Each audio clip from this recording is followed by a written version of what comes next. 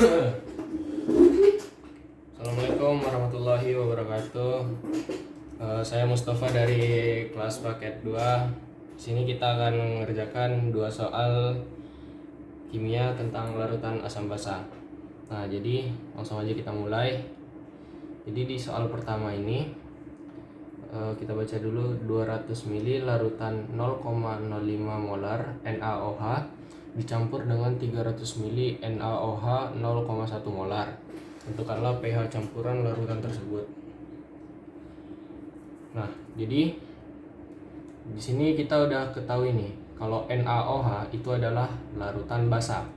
Jadi untuk pertama kita cari dulu adalah konsentrasi OH-nya. Nah, konsentrasi OH-. Jadi di sini yang diketahui di soal adalah molarnya dan juga valensi basanya. Nah, di sini valensi basa NaOH itu adalah 1. Jadi kita langsung masukin aja nih, valensi basa dikali dengan molar basa sama dengan 1.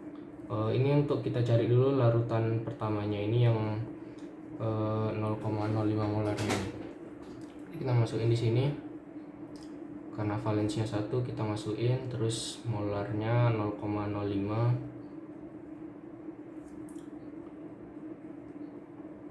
Nah, maka di sini kita ketahui OH- larutan pertama itu adalah 0,05. Nah, selanjutnya kita cari lagi di sini OH- untuk larutan kedua larutan NaOH yang kedua. Nah, rumus yang kita pakai sama, konsentrasi OH- sama dengan valensi basa dikali dengan molar basa sama dengan, nah di sini valensinya juga sama 1. Molar basanya di sini 0,1 molar. Kita tulis 0,1, 1 kali 0,1 sama dengan 0,1. Nah, di sini kita udah ketemu nih kedua larutan ini untuk konsentrasi OH-nya. Nah, selanjutnya yang kita cari adalah OH- campuran dari kedua larutan ini. Nah, rumusnya itu adalah OH-, konsentrasi OH- sama dengan OH- larutan pertama. Di sini kita tulis 1 aja biar menandakan kalau ini adalah larutan basa yang pertama, dikali dengan volume 1. Volume 1 ini adalah volume dari larutan OH- yang pertama ini, ditambah dengan OH- larutan yang kedua dikali dengan volume 2 dibagi dengan V1 ditambah dengan V2. Nah, di sini kita udah menemukan nih semua nilai-nilainya nih. Jadi langsung kita masukin aja. Jadi konsentrasi OH- larutan pertama tadi 0,05. Biar gampang kita ubah ke bilangan bulat, jadinya 5/100 dikali dengan volume 1. Volumenya 1 di sini. Volume satunya tadi di sini ditulis 200 ml. Karena biar mudah kita biarkan aja dia ke mili, nggak usah kita ubah ke liter. Tambah dengan OH- larutan keduanya tadi 0,1. Jadi 1/10 dikali dengan V2 nya tadi 300 ml per 200 ditambah 300. Nah, di sini kita bisa coret nih, 0-nya 0, coret-coret sama dengan di sini kita tulis dulu di bawahnya 5 kali 2 jadi 10, tambah dengan ini coret-coret bisa, ininya tambah 30 per 200 tambah 300 nya 500 sama dengan 40/500. Ini bisa kita coret 4/50 jadinya 0,08. Nah, di sini karena kita udah mencari OH-, Selanjutnya kita perlu cari di sini pH-nya. Nah, sebelum mencari pH itu, kalau di basah ada yang perlu kita cari yang namanya pOH. Rumus dari pOH itu adalah min log konsentrasi OH min. Nah, di sini tadi kita udah dapat nih pencampuran OH min dari kedua larutannya. Ini harus kita ubah dulu jadi pangkat. Ini 8 kali 10 pangkat min 2. Nah, baru kita lanjut ke yang pOH tadi. Sini kita masukin nilainya min log 8 kali 10 pangkat min 2 sama dengan 2 min log 8. Nah, selanjutnya karena kita udah dapat pOH-nya, baru kita bisa cari pH-nya. pH sama dengan 14 dikurang log astagfirullah, 14 dikurang pOH. Nah, di sini kita masuk ini 14 kurang, di sini biar kita nggak keliru kita kurung sebagai pembatasnya 2 min log 8. Ini kita kali dulu minnya ke dalam. Ini 14 dikurang 2 ditambah log 8.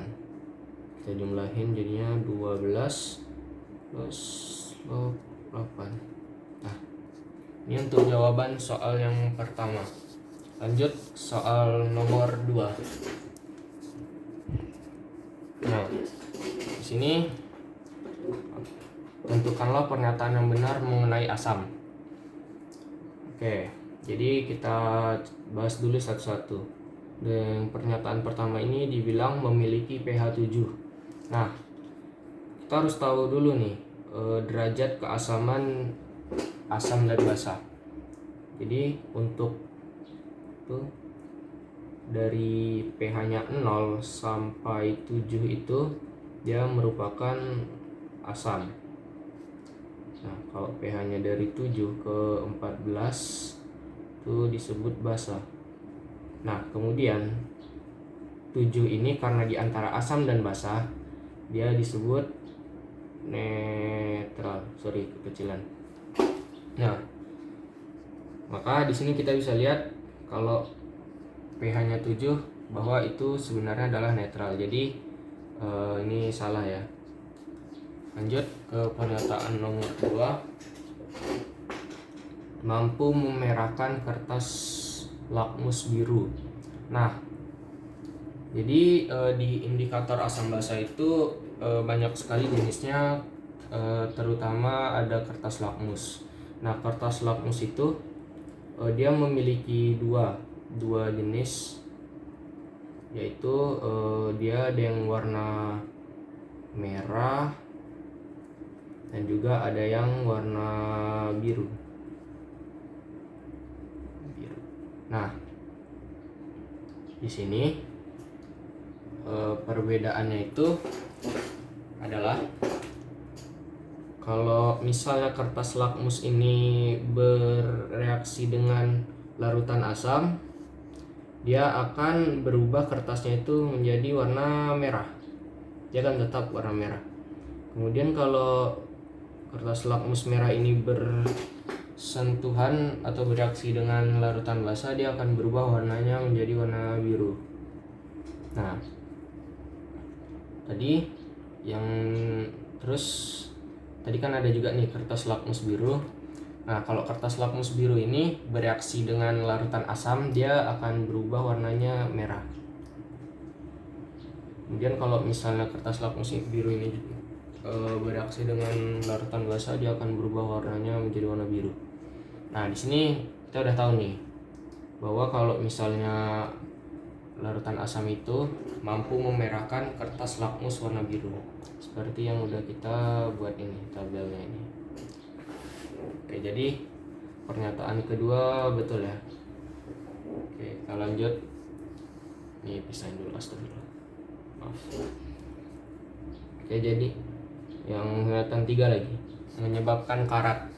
Nah, Kita balik ke pengertian karat dulu. Kalau pengertian karat itu merupakan reaksi logam terhadap reaksi kerusakannya logam terhadap reaksi kimia. Jadi logam itu bisa rusak karena akibat dari suatu reaksi kimia. Nah, kenapa logam itu bisa berkarat atau yang bisa kita sebut besi oksida? Karena kalau logam ini bereaksi dengan oksigen dan juga air, dia akan berubah sifatnya menjadi karat. Nah, asam di sini dia mampu mempercepat proses pengkaratannya itu. Jadi asam ini juga berkaitan dengan proses penyebab pengkaratannya sebuah logam. Jadi pernyataan 3 ini betul. Oke, kita lanjut. Pernyataan 4, terasa licinnya di tangan. Nah, kalau udah kayak gini lagi. Kalau terasa licin di tangan ini dia lebih menggambarkan ke arah basah. Nah, kenapa di basah itu? Kenapa di larutan basah itu mampu sih? Nah, kenapa larutan di basah itu menyebabkan licin ketika di tangan? Karena ketika larutan basah itu bersentuhan dengan kulit kita, dia akan bereaksi. Lemak yang ada di tubuh kita atau kulit yang ada di tubuh kita ini akan bereaksi yang menimbulkan suatu zat yang licin seperti sabun. Nah, makanya terasa licin di tangan ini pernyataannya lebih ke arah basah.